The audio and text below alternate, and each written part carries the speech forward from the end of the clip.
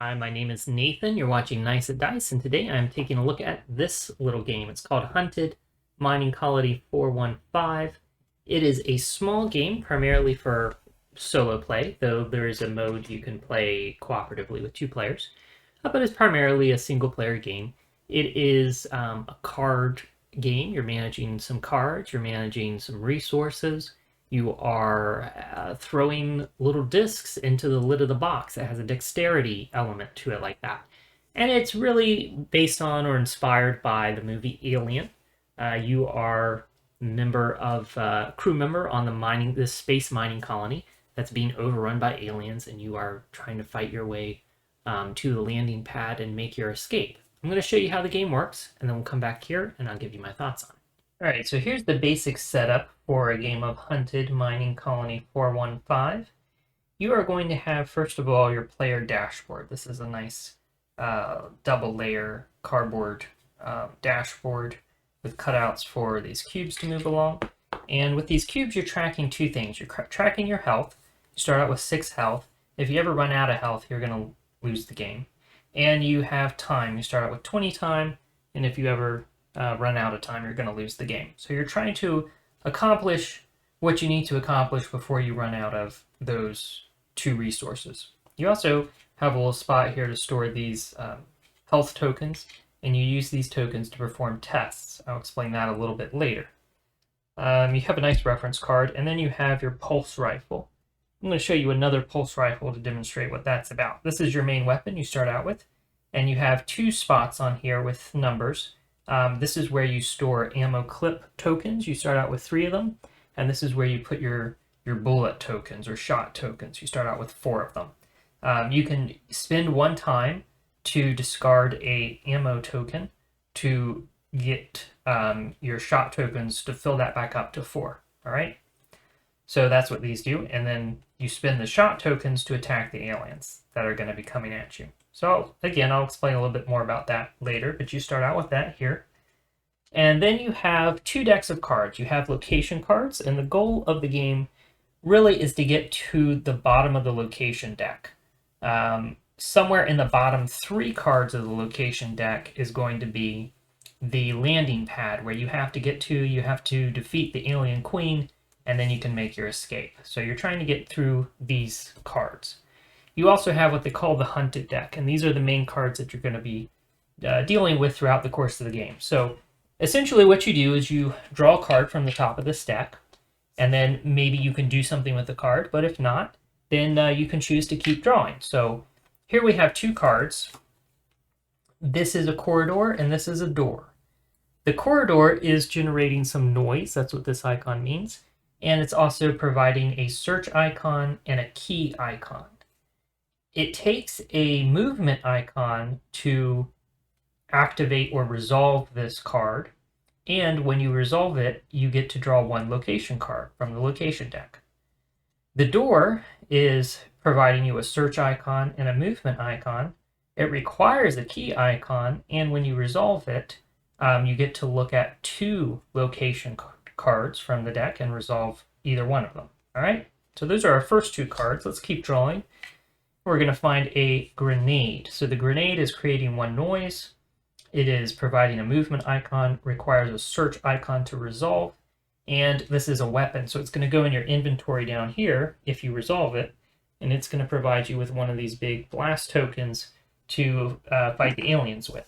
All right, but for now it's going to stay there, and we'll draw another card to see what we get. All right, we got another corridor. This corridor is providing a search icon, requires 2 movement icons to resolve. So now what we're going to notice is that we have a number of cards out here. We have 2 noise being generated by the cards in the row. If we were to draw an alien from the deck right now, the alien would automatically attack us. We'd have to discard all 4 of these cards without getting anything from them, and we'd have to deal with the alien. Anytime you have 2 or more noise on the row and an alien comes out, the alien automatically attacks you. And that is true too if you have an alien out here and 1 noise, and you draw a second noise. Basically, anytime there are 2 noise and any aliens attack. All right, so let's go ahead and resolve some of these cards. So we'll use the key icon on this card to resolve this card because it requires a key icon to resolve it. So we'll just discard that one to resolve this one. This lets us look at 2 locations and resolve either one. So we have drawn the med bay where we can lose 1 time to heal 2 health. We haven't taken any damage yet, so that's not really useful to us. And we have communications where we can draw the top 3 hunted cards, place them back on top of the deck in any order. So we'll resolve that one, right? So we're going to draw the top 3 cards. We have a corridor, a medkit, and we have Hobbs, one of our crew members. All right, so we've got these. Let's just put them back in this order, right, for no particular reason. And we have out here, again, still a grenade, and we have this corridor. The corridor provides a search icon, which is what we need to basically unlock this grenade. So let's go ahead and do that. We'll resolve that to get this, and we'll put this token on there to remind us that we have that available to us. And we'll draw another card. So here we have a medkit. A medkit is another item that if we had a search icon out in the row, we could use that to pick up the medkit. It would go in our inventory down here until we use it, and when we use it, we discard it to lose 1 time and gain 1 health. All right, so that's out there now. And then we have Hobbs. So Hobbs is a crew member. While he's out here, he's generating 1 noise. It takes 1 search icon to rescue him, and once he's rescued, he's going to go to our inventory over here. And as we can see, he is going to provide 3 shot tokens, which we could add to our attacks later if we get in a fight with some aliens. All right, but for now, he's just sitting out there. And we're going to draw, okay, another corridor. So this corridor is not providing any icons, and it requires 1 movement to resolve.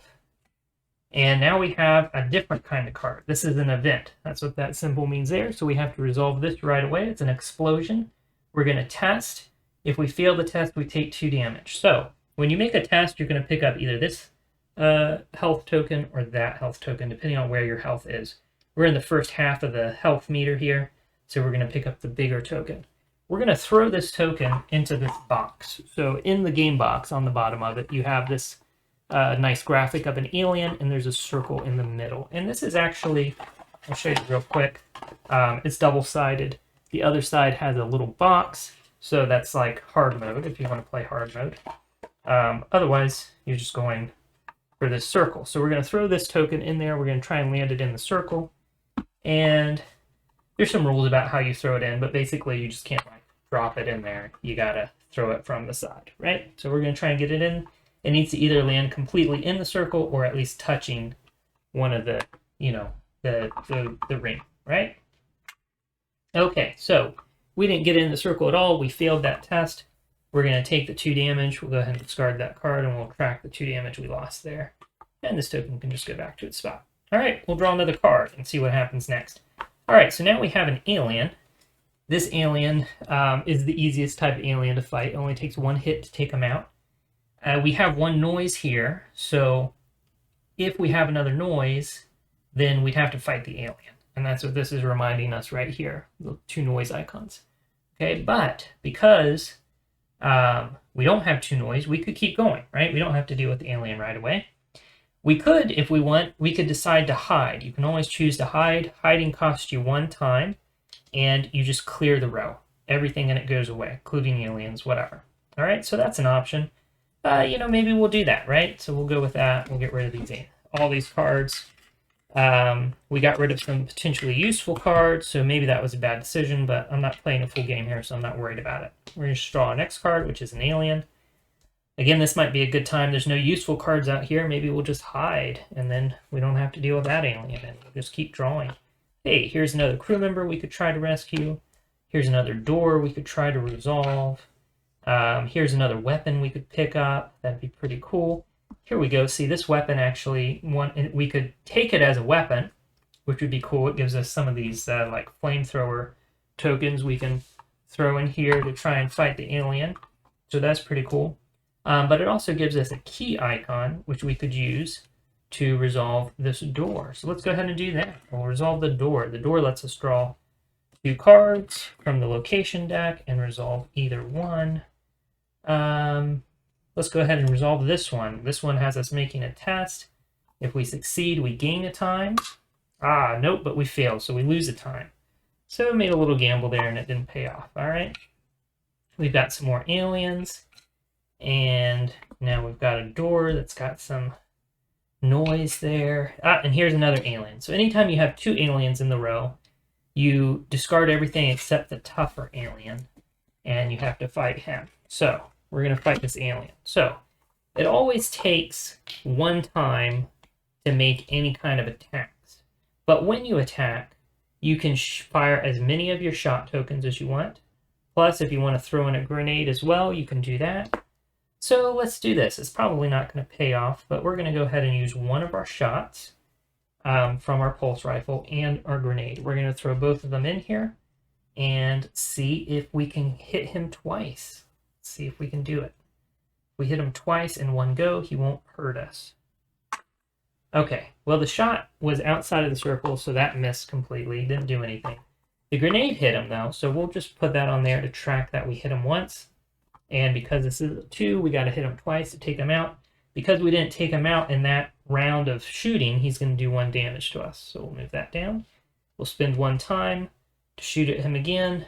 We've only got to hit him 1 more time, but I'm going to throw 2 shots just to improve my odds a little bit. All right, one of them made it in, so take him out. He is gone. All right. Very good. Now you can see I only have 1 shot left on my pulse rifle, but I could use 1 time, spend a clip to completely reload it back up to 4. All right, so I could do that.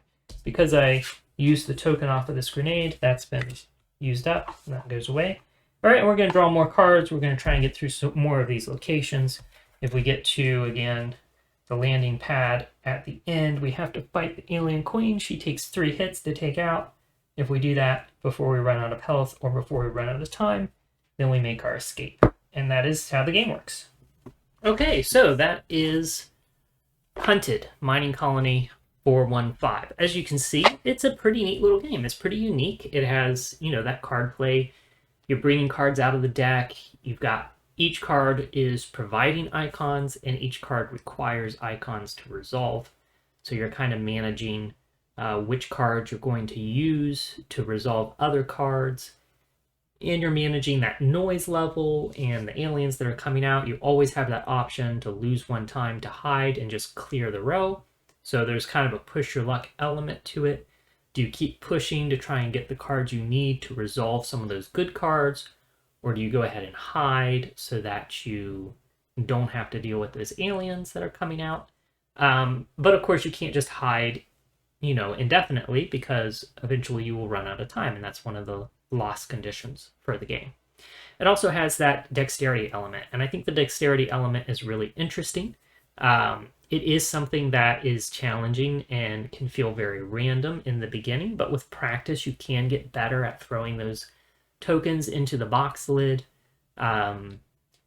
The larger health token that you get to throw for tests if you're in like the top half of the health meter.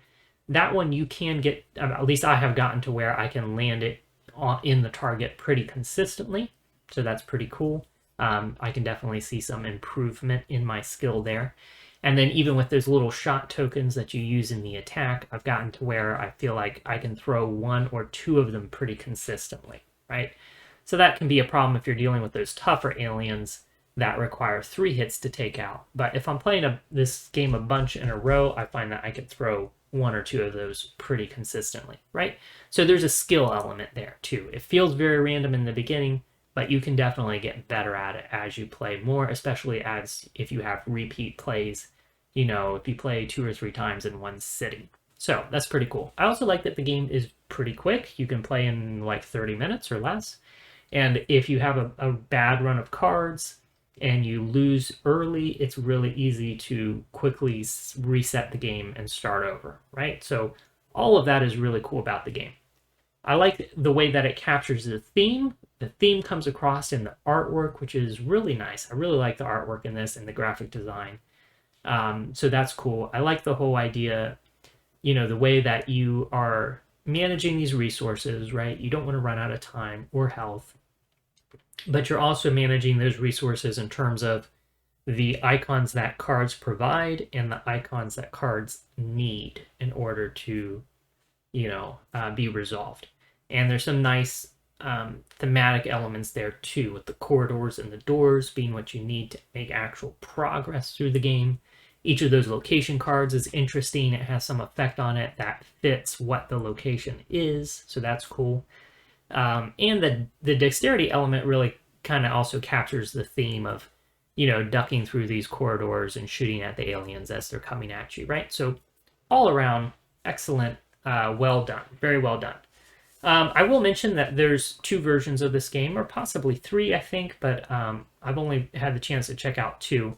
There's Hunted Mining Colony 415, and then there's another one. I can't remember what the subtitle is, but it's basically very similar system, but inspired by the movie Die Hard. So you're like a cop navigating this skyscraper, trying to avoid the terrorists instead of trying to avoid aliens, right? Very similar game, but it replaces the dexterity element with a dice rolling mechanism. All right, so I've played the digital version of that. There's a digital version of that, that's pretty cool. You can check that out.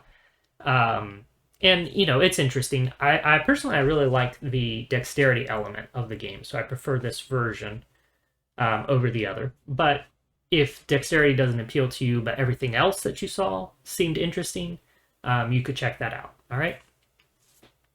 The main complaint that I have about this, there's only one complaint really about this, and it's not even a complaint so much, just an observation. This falls into the same thing that a lot of small solo games do for me, which is that after having played it, a dozen or so times, and having won, at least 4 or 5, 6 times, I just feel like I've experienced the game. I've experienced everything the game has to offer. I broke it out to play it again for, the benefit of doing this review, and I enjoyed it. But it's just not a game that I'm going to feel excited to come back to over and over again, right? I feel like I've kind of seen what it has to offer, and that's fine. It's still a pleasant experience to break it out and play it, but I'm just not excited to come back to it over other games that, I haven't enjoyed as much, right? Or I haven't had it experienced with as much. So that's it. And again, that's not really like a big deal. I feel like I've got my money's worth out of it. I feel like, in that respect, it's much like a lot of video games. I have the same experience with a lot of video games. I enjoy playing them. After I've beat the game, I don't feel the need to come back and play it again. And that's kind of the experience that I've had with this. So, in any case, those are my thoughts on Hunted Mining Colony 415. Hopefully that informs you so you can maybe check this out yourself or decide to pass on it and look for something different. In any case, my name is Nathan. You've been watching Nice at Dice. Thank you so much for watching, and you enjoy the rest of your day.